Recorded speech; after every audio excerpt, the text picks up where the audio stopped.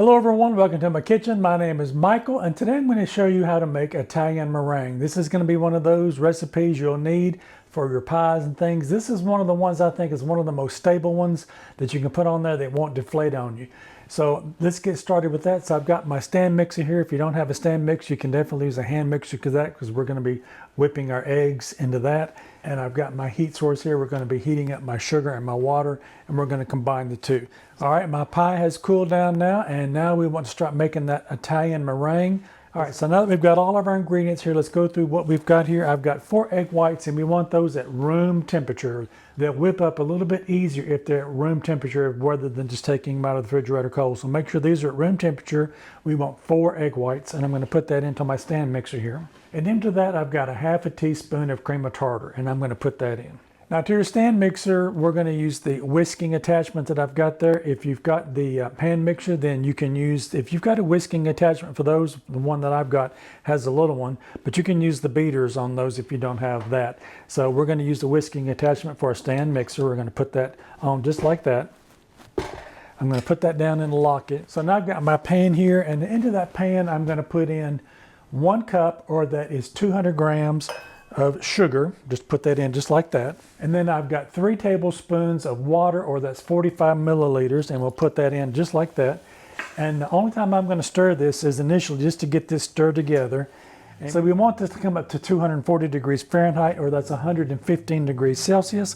And I'm just going to give that a little bit of a mix through, and any of the sugar that's come up on the side, I'm going to pull that down. So I'm going to set this spatula to the side. Now I've got a candy thermometer. I don't have a lot of room in the bottom of that, but if you've got one that's fairly narrow like this, you can put a candy thermometer, you can test it that way.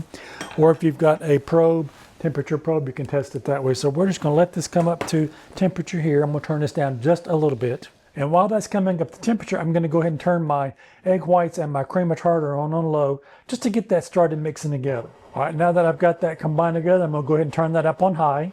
And I'm wanting those just to whip up a little bit so that it's combining. We start forming some peaks, but we don't have to have stiff peaks on it. Now with your water and your sugar, you can kind of stir that around a little bit with just by stirring it around on your heat source just like that. And we're going to wait for that to come up to temperature. And these hopefully will be ready about the same time we can put them together. All right, my sugar and water combination has come up to 240 degrees Fahrenheit on that. And we're going to keep this running. I'm going to put this on a level 2 on mine. And you want to pour the sugar down the side of the bowl. You don't want it to touch the actual mixer on the inside of it. So go ahead and put this in just like this.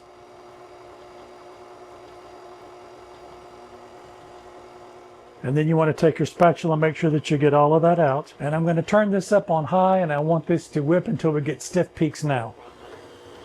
All right, that's looking like I might have my stiff peaks. I'm going to raise this up now and take a look at it. It might need to blend a little bit more, but let's take a look and see. We've got some good peaks there. They're not quite where I want them to be. I'm going to blend it just maybe a few seconds more, and we're almost done. All right, let's check our Italian meringue and see where we're at.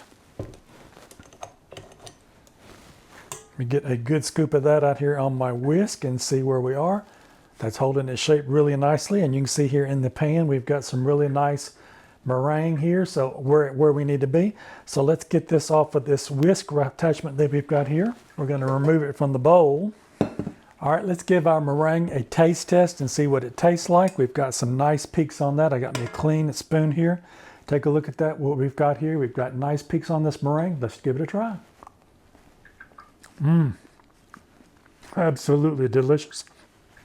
I don't need a pie. I can just eat this just like the way that it is. This is absolutely delicious. I know you're going to want to try this. You saw how easy this comes together. Italian meringue is one of my favorite ones to put on pies because it does hold its shape really well once it gets put onto the pie. If you like this content, maybe you might consider giving me a thumbs up. I would really appreciate it. And while you're at it, check out one of these other 2 videos over here on the side. You might find something else you like. Don't forget to like, share, and subscribe. Leave me a comment. I want to hear how your Italian meringue turned out, and I'll see you in my next video. Bye-bye now.